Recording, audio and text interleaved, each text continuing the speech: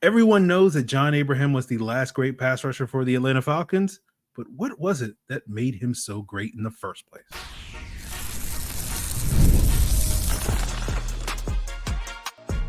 You are Locked On Falcons, your daily Atlanta Falcons podcast. Part of the Locked On Podcast Network, your team every day. Welcome back, everyone, to another illustrious episode of the Locked On Falcons podcast, your daily Atlanta Falcons podcast, part of Locked On Sports Atlanta, your team every day. And today's episode is brought to you by Gametime. Download the Gametime app, create an account, and use code LOCKEDONNFL for $20 off your first purchase. Terms apply. And a special shout out to the everydayers who make this illustrious podcast their first listen, their first watch each and every day. All you got to do to become an everydayer, subscribe or follow for free on YouTube or wherever you listen to podcasts. I am your host, Aaron Freeman, joined by my co-host, Allen Strk, contributor over at the Falcoholic. And of course, if Allen's here, that means we're doing a Falcons Historian Player Shootout, our summer-long series trivia tournament where we look back over the last 20 years at various Falcons legends and pit two guests answering trivia questions about that legendary player. And tonight's player is the greatest pass rusher in the history of football, if you let Falcon fans tell it, and certainly one of the greats over the last 20 years. That is John Abraham, who I'm sure we'll get into Allen's very personal story in Twitter exchange. I wanted to avoid that. It's a happy pod. Well, now I gotta talk about it. I was concerned going to this podcast. We're gonna make so many references to Falcons not having a pass rusher since John Abraham, and now Aaron, we got to have two negative angles too. A pod that it should be very celebratory because I don't know about you, but to me, John Abraham is one of the greatest Falcons. I might be biased saying that, but what a wonderful player he was. You adapted and overcame that ugly Twitter incident that we will let the people know about potentially later in the episode. But of course, our two guests here are Cory Woodroof and Miles Garrett. Cory, who covers the NFL and football and various other topics over at For the Win, part of USA Today. And Miles, of course, sports reporter and anchor over at Fox 5 Atlanta. This is round two, guys. We've made it past round one. Both of these guys won their opening round matchups, and we'll see if these guys can keep the party going here on Locked On Falcons with this Falcons Historian Player Shootout, talking about John Abraham. We'll be asking both of these guys 5 questions. Whoever has the most correct answers at the end of that goes on to be the winner. If there is a tie, then we'll go into sudden death overtime, which we've only had, I think, one go into sudden death, if I'm not mistaken, Allen, but we'll see if we make 2 for tonight. But anyway, now that I've gotten the introductions out of the way, Allen, how you doing? Cory, Miles, welcome back to the show. Good to be back. So as for John Abraham, you see wearing the jersey, probably I only have 4 Falcon jerseys, and thankfully all 4 players are in the shootout. Unfortunately, this is my only replica one. Bought this as a young 15-year-old at the time, as John Abraham. It was a weird phase because obviously Abraham came in the end of the Jim Mora Jr. era, and then we all know what happened with Petrino. But when it comes to launching the Falcons back into the playoff conversation of playing competitive games again, I think he was one of the 3 pillars, along with, or 4, I should say, with Roddy White, Michael Turner, and Matt Ryan. John Abraham was just the complete package, and he's just someone that you could depend on week in and week out. He accommodated a lot of attention. Offense coordinators had a game plan for him. You see the double teams, and he would win a variety of ways, whether it be bull rushing, Jake Long, putting him on a highlight reel, or getting past Donald Penn, or who's that right? Zach Strief. Remember Zach Strief, Aaron? I feel like anytime he lined up on the left side, which didn't happen as often until maybe the latter part of his career, he would always beat Zach Strief. And Zach Strief was one of several annoying Saints players, might I add. But yeah, just the total package you want from a pass rusher, and the fact that the Falcons got so many years out of him is a blessing, because I know as a New Yorker, Abraham came with a bit of baggage, just very injury prone on the Jets, and some people were concerned, is he going to live up to the hype in Atlanta? As we know, his first year in 2006, he was injured for at least half the season. So from 2007, 2012, you got consistent high-level play, and a couple of those years, to me, he was arguably the best pass rusher in the league. So, Miles, how do you reflect on Abraham's run? Yeah, I mean, you brought up basically all the points. I mean, I think it's become a fun talking point now of, who's going to be the next John Abraham for the Atlanta Falcons? Because since he left, the Falcons have never been able to find that consistent pass rush. I mean, Vic Beasley had that one season in 2016, but outside of that, you haven't really had that consistent, good, reliable single pass rusher since John Abraham left. And his presence has been felt. I mean, you hit all the heads why he has been missed and why he has the reputation that he has. Yeah, I mean, there's not really much more you can say about him other than he was just that guy that could get to the quarterback and create the pressure, and was the reason why, or a big reason why, the Falcons were so good in that early, 2008, 2012 run, when they had Matt Ryan and Michael Turner, all those guys. He was that guy on the defensive side.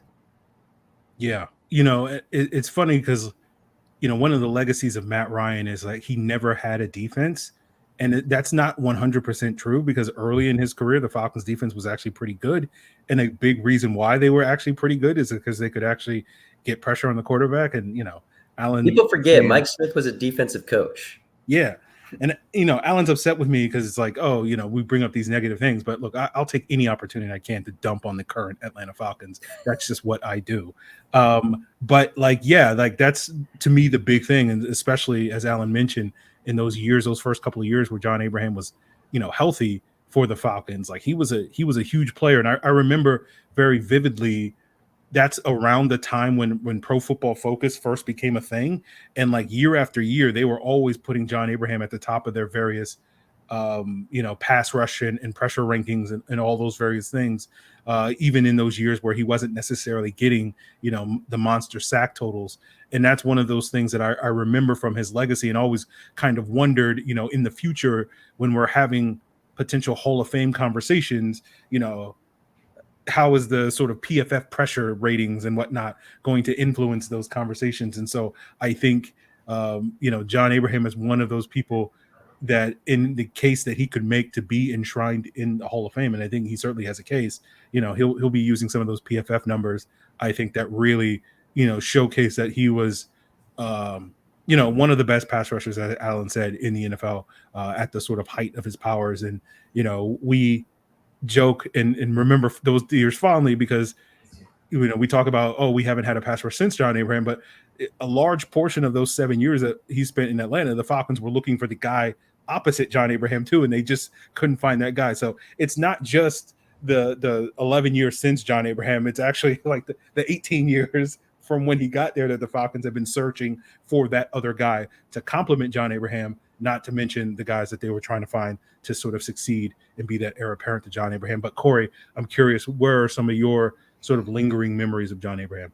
Yeah, I mean, I think that his consistency was a big reason why he always was like at the forefront of your mind when you thought about just great Falcons in general. Like, especially at the very beginning of the Mike Smith years, like the Falcons did not have a lot of stars.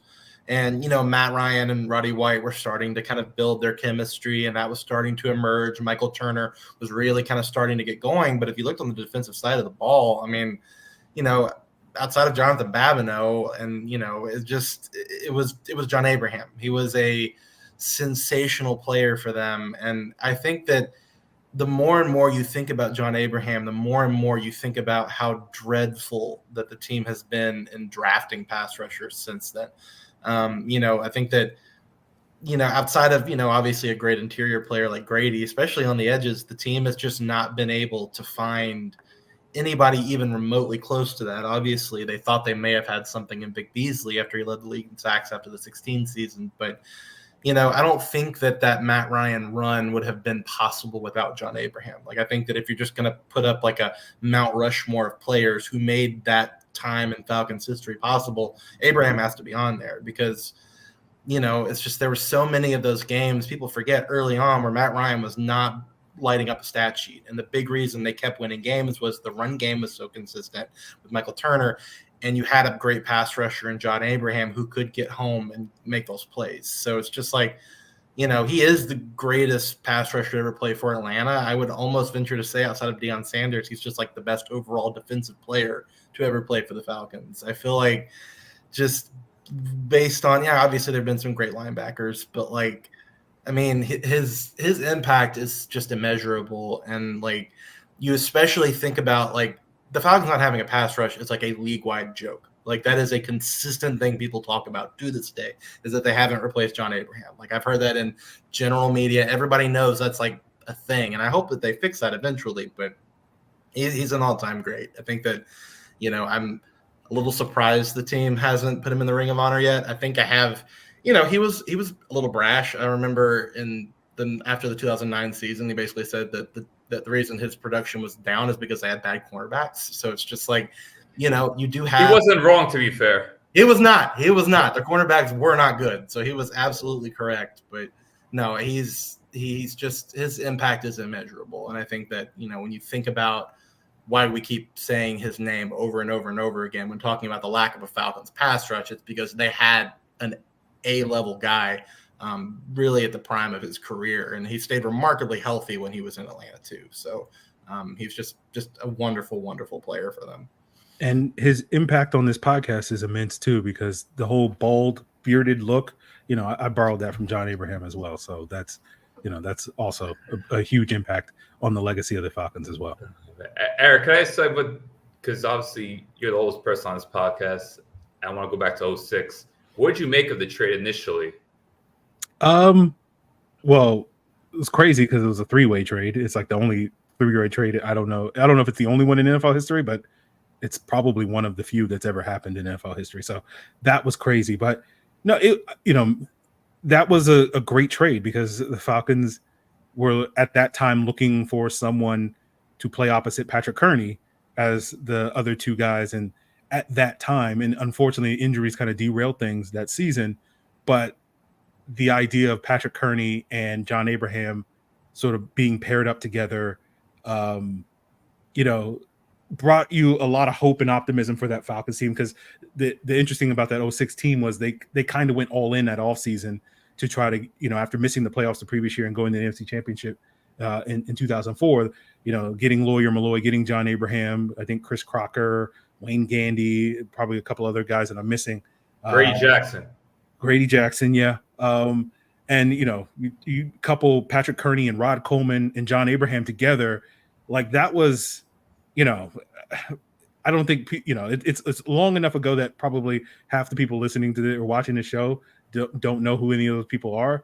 But like that group, that trio of players, had they been healthy that year, like that team could have done incredible things on defense, having those three pass rushers. And now thinking about the potential of that group is making me sad about, like, I don't know if I'll ever get an opportunity to see that type of pass rush in Atlanta at any point in my lifetime, because we certainly haven't come anywhere close in the 18 years since then.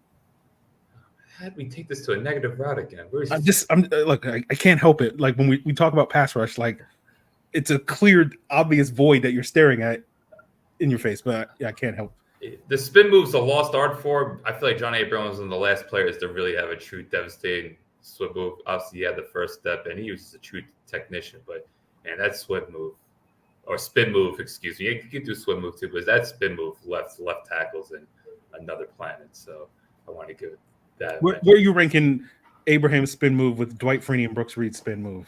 Where are you ranking it? Okay, man. I mean, I think you had to put Freeney one because he was truly devastating with it. I think he had a longer career and he truly beat left tackles with it. And then, Brooks Reed's competing though. That Brooks Reed spin move. No, but I'll say Abraham 2, Brooks Reed 3. It's good we got Brooks Reed shout out on this, because I was going to mention Purre Jerry as someone the Falcons counted on to help the D line in that era. And yeah, I could tell I just raised the mood down in this room. So I'm clearly not the only one that's bringing up negative things. So it ain't just me, guys. All right. But that was the part of the era, though, in terms of the Falcons' attempts. Don't make me mention a certain edge rusher from the Minnesota Vikings. I know his name's banned on this. But should I tell my story now before we get to the... Yeah, let's do that. Okay. There was once upon a time, 18 years old. I was very much one of those annoying Twitter users that was attention-seeking, immature, and just very problematic. So this was like March 2012. There were talks that Abraham wanted, I think, 10, 12 million from the Falcons. And I don't know. He was a little older at the time, but God, it's John Abraham. He deserves every bit of money. But for whatever reason, I don't know. I was a weirdo. I kind of added him and then mentioned you shouldn't ask this for this much about. I don't know what else I said, but basically told an athlete what you're worth. And that's one of the worst things you can do as a human being. Just terrible. And he basically told me to suck a you-know-what, fully deserved. It's a family show, so I'm not going to fully say the word. And then it became a huge outrage. Like even his sister was DMing me, apologizing, but I fully deserved it. And thankfully, this was actually 2011. It was 2012 after the 2011 season. So Abraham did thankfully get re-signed. This was before the 2012 season, that free agency. But there was a point, I think the Titans were really interested in him. And I basically told him, yeah, you don't deserve it. And that's a learning lesson for anyone out there. Do not tell an athlete how much they're worth. And also, just don't add an athlete if you got something negative to say, only something positive. So, yeah, it's probably the most embarrassing thing I ever done on Twitter, but thankfully it was a learning lesson, 18 years old. So, salute to John Abraham. There you go. Putting teenagers in their place. Yes. That need to learn. Absolutely. Absolutely. So with that, we will move on to the Q&A portion of today's Falcons Historian Player Shootout with Miles Garrett up next. Allen will be asking him 5 questions about John Abraham, and we'll do that as we continue today's Locked On Falcons. It is summertime, which means baseball is king, and the Braves are trying to work their way back into their groove, and you can get back into your groove by heading on down to the ballpark, and Gametime is making it easy for you to do so, where you can shop flash deals, which are exclusive in-app deals on select seats ahead of the game. All-in prices mean you don't have to worry about hidden fees at checkout, and everybody knows what you see is what you get, because Gametime has the seat view so that you can preview what the action is going to look like before you even buy your ticket, and you can pick out that perfect spot to catch that foul or fly ball. Whether you're into baseball, other sports, comedy, music, theater, whatever event is near you, Gametime is taking the guesswork out of buying tickets. All you got to do, download the Gametime app, create an account, use code LOCKEDONNFL. You'll get $20 off your first purchase. Terms apply. Again, create an account and redeem code LOCKEDONNFL. LOCKEDONNFL for $20 off. Download Gametime today. Last minute tickets, lowest price guaranteed. All right, Miles. First question. Abraham earned first team All-Pro honors once as a Falcon. What season was it? Ooh, dang. Going out strong. All right. You said one season? Just one season where he was a first team All-Pro. I'm going to guess 2010. That's correct. All right. Yeah. All right. It was either 2010 or 2008. Yeah. Those like the two. Yeah. Question 2. Which season did he force the most fumbles as a Falcon? Oh, no. Damn, these are hard. Second round, man. Did he force the most fumbles? 2011? 2012. Dang, okay. Yeah. All right. Yeah, which is a little mysterious looking back on it, because 2012, he was kind of not on a decline, but he was like kind of fading on his way a little bit. Yeah. But he started off strong that year and piled them up. All right, question 3. Abraham only has one interception in his entire career. It came in the 2010 season against this NFC opponent. Who was the opponent? I'm going to go the Saints. Yes, memorable one too. He batted the air on Breeze and they picked it off. Hell of a moment. Question 4. Only 2 players had more sacks than Abraham in his sensational 2008 season. Name one of the 2 players that had more sacks than him. No. Back in 2008. 2008. Think about those Elway pass rushers. Oh, my God. Really testing the memory here. Okay, 2008. Cory looks deep in thought. God, who was good in 2008? Oh, my God. Okay. I don't think it was Strahan. Just trying to think. I'm thinking of like Strahan, Lewis, Harrison. Oh man, this is hard. No, Strahan was gone, I think, because I think he retired after they won the first Super Bowl. Okay, I'm gonna go James Harrison. It's DeMarcus Ware and Joey Porter. Okay. All right. I couldn't believe Joey Porter was up there. That's your boy, Aaron. Yeah, that's a good one. Yeah. Final question. Abraham had an outrageous 3 sack games in 2008.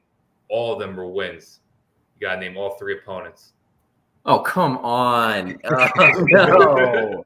That's not fair. All of them were wins. So you think of 2008 and wins. Now, granted, they won a lot of games that year, so that's the problem. Miles, were you like 9 in 2008? A mean question. I was not 9. I was 12. Why you always got to make fun of people's ages, man? Because I'm old. This was a fun season. I remember watching it, but geez, really getting specific here. Cory's questions better be just as hard. I'm going to go. God, they dominated the Lions in that first game. So I'm going to say the Lions, Raiders, Panthers. I don't know. Oh, Lions, Raiders, Bucks. Oh, come on. I was actually close. Oh, man. 2 of them were good, but the Bucks one just like, I think Brian Greasy was on his last legs in that game. But, do I get like 0.5 for that? Come on. I really want to reward you for it, but I feel like you know. For 2 guesses, that's pretty solid. I'm not going to lie. yeah, dang. But it is the second round. We had to intensify a little. Jeez, man. Okay. 2 out of 5. Cory's questions better be just as hard. Let's hear it. Okay, we'll find out in a second how pissed Miles is going to be at me based off of what Cory does as we wrap up today's Locked On Falcons. I'm just gonna make hand motions, show frustration if they're easy ones. We'll see. That's for the visual users. You guys check us out on YouTube.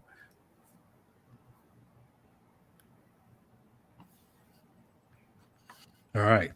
Here's a layup, Miles. First question is a layup. So I don't want you getting pissed at me at this point in time.